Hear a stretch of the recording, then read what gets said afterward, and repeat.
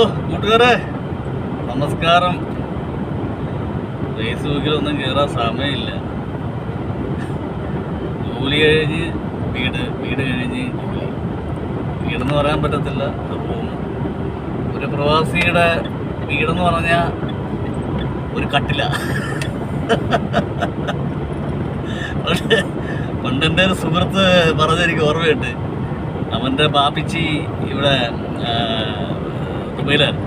അപ്പം ഇവനെ പഠിത്തമൊക്കെ കഴിഞ്ഞ് ഇവിടെ കൊണ്ടുവന്നു. കയറിയപ്പോൾ ഇവൻ ചോദിച്ചു എൻ്റെ റൂം ഏതാണ്. അവരെല്ലാവരും അങ്ങോട്ടും ഇങ്ങോട്ട് നോക്കി ചിരിച്ച്. ഇവരാദ്യം മനസ്സിലായില്ല എന്താണ് കാര്യം. ഇവിടെ ഒരു കട്ടിലാണ് ഒരാളുടെ റൂമെന്ന് പറഞ്ഞത്. ആ കട്ടിലിനകമാണ് അയാളുടെ റൂം. അപ്പോൾ ഇവിടെ ഭയങ്കരമായ ചൂട്. നാട്ടിലെന്തായാലും മഴയുണ്ട്, തണുപ്പുണ്ട്.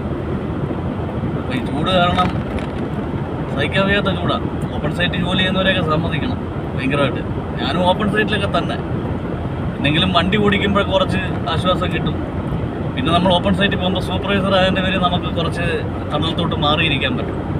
അപ്പോൾ ഈ മുഴുവൻ സമയവും കിടന്ന് ജോലി ചെയ്യുന്ന ആൾക്കാരെ ആലോചിച്ച് നോക്കണം നിങ്ങളുടെ പ്രവാസിയുടെ അവസ്ഥ. ചൂടെന്ന് പറഞ്ഞാൽ അങ്ങേയറ്റത്ത് ചൂട്. ഈ പ്രാവശ്യം ചൂട് തുടങ്ങിയപ്പോൾ തന്നെ ഭയങ്കര ഹൈ ആയിട്ടാണ് തുടങ്ങിയത് ചൂട്. സാധാരണ ഇങ്ങനെ നോർമൽ ഇങ്ങനെ വന്ന് കയറി പോത്തേ ഉള്ളൂ. ഈ പ്രാവശ്യം അങ്ങനെയല്ല, തുടങ്ങിയപ്പോൾ തന്നെ നല്ല ചൂടാണ്. അങ്ങനെ ഓരോരുത്തരും കഷ്ടപ്പെടുക അവിടെ കിടന്നു. ഞാനാണെങ്കിൽ നാട്ടിൽ വരണമെന്ന് വിചാരിച്ചിട്ട് ഇതുവരെ നടന്നുമില്ല. ലീവ് കൊടുത്തിട്ടൊന്നും ലീവ് പാസ്സായി കിട്ടുന്നില്ല. ഒന്നും പറഞ്ഞിട്ട് കാര്യമില്ല, പോട്ടെ. ഇനിയിപ്പം എന്തായാലും നനഞ്ഞ് ഇനിയിപ്പോൾ കുളിച്ച് കയറാമെന്നുള്ളൊരു കാഴ്ചപ്പാടില്ല പോകുന്നത്. അങ്ങനെ പോയിക്കൊണ്ടിരിക്കുക. എന്തുകൊണ്ട് വേറെ സുഖമായിട്ടിരിക്കുന്നോ?